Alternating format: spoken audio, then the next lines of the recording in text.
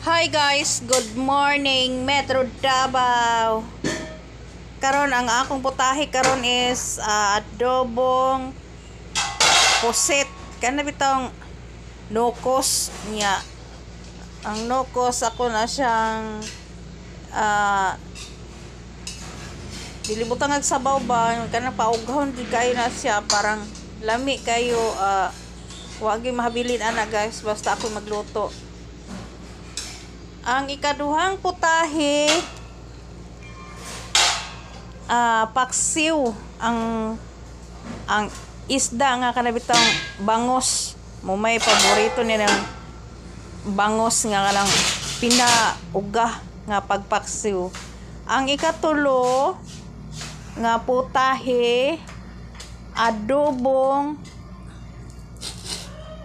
manok o ikaupat nga putahe hinalang more manigod akong pero sa kanay bitang mga sobra-sobra ganini guys nga ako ang init lang ba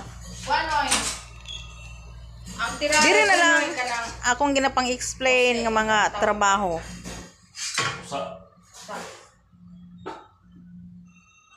balik kaniyo baka mahinalan halang kayo noy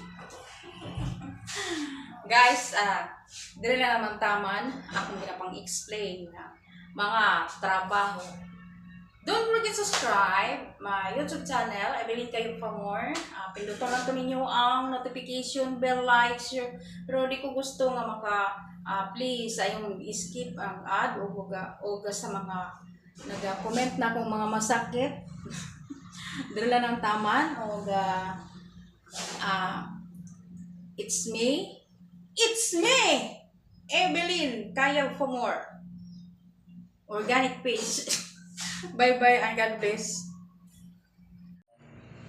Muna akong mga recipe karong buntaga o ganipon isa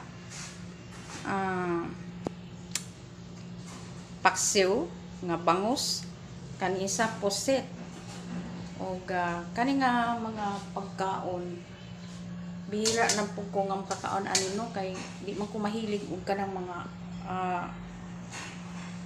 sudan gusto na ko mga gulay na taman. Bye bye and God bless. kana siya guys ginamay na siya ako ang recipe karong buntaga dire na lang taman. Bye bye and God bless.